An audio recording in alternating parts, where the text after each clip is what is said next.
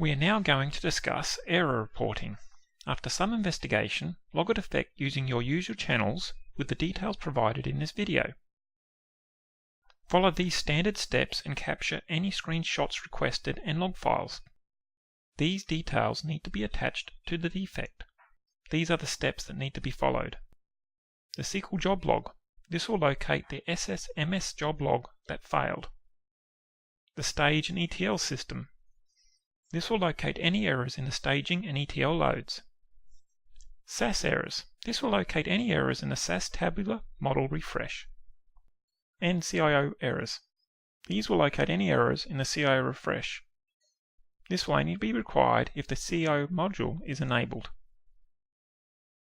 We will now look at the SQL Job Log. The first thing that should be done is to view the last scheduled job in the SQL Management Studio. This will tell you if the job completed successfully.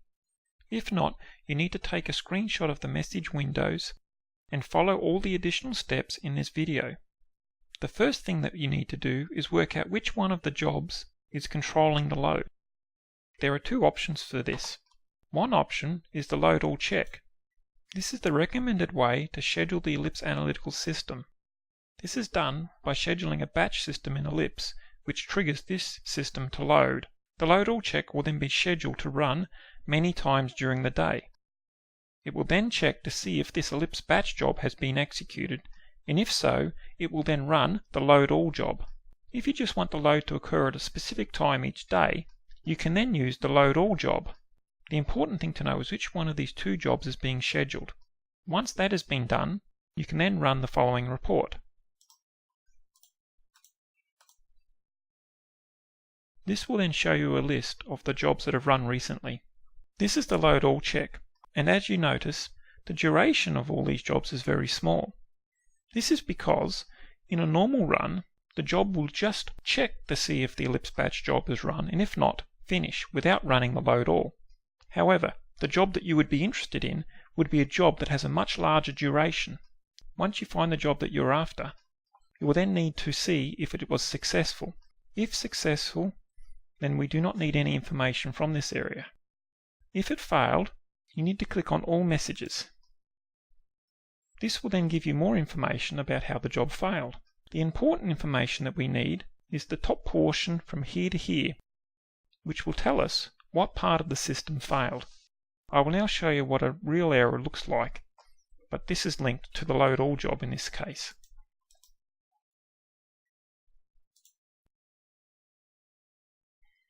I have generated an actual error that occurred in the ETL stage. If you look at the all messages, you can see that we have had an error, and the same portion of this window will need to be put into the defect. This is from this point on the screen to this point on the screen.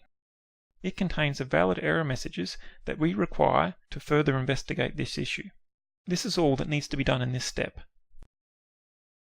We will now look at the staging and ETL logs. Next, we need to find out if any SSAS staging or ETL jobs have failed. This can be done by executing a few SQL statements, then using SQL Management Studio to get the correct log information for this error. What you need to do is to create a new query window in the Datamart database. Then, we'll be running these queries. These queries are attached to the comments in this video. There are two sections. The first section is with the MSFPackages table.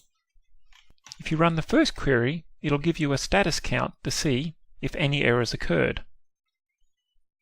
A 1 is a success, so the only things that we're after at this level is a 2, which means an error. If you had errors, you could list the jobs with errors using this query, but we have none in this case. We will now go on to the ETLPackages. In this example, you can see that we have one error and two jobs that could not complete because of a prerequisite failure. We can have a look at the job that errored by running this query. The two things to take note of is the package name and the project name. The project name will link to the project under here. So we can see this is in Star Asset Management. So we need to open this project. Then we need to find the dim sim measure set job. Then we need to run the report that will give us the log information. We can see that this job has errored multiple times. It is important to make sure we always select the last error. We then click on All Messages. What is important is the top section of this report. This is what is needed to be attached to the defect. Just on another note, if you did have an error in the MSFPackages table,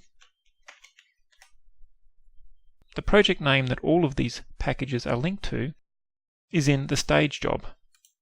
If none of these queries return errors, this one or this one, then there are no errors in this area and no information will need to be attached to the defect. This is all that needs to be done in this step. We will now look at the SAS logs.